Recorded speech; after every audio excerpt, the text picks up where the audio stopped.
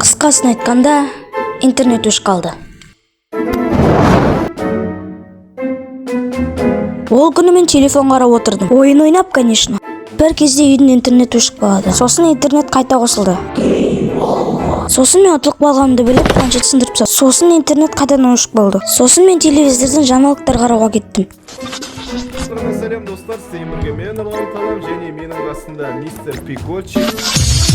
Барлық әлем нунакунан салем достар, қалайсыңдар бүгін? Әже? Қайдасың?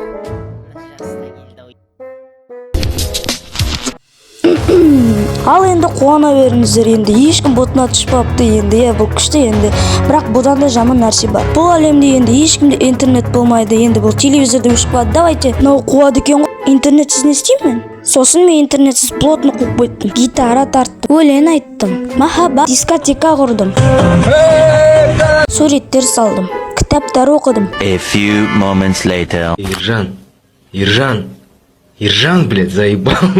Вставай, салам алейкум. Вставай, я заебал на работу. Кыскасын айтканда, интернет өшүп калды.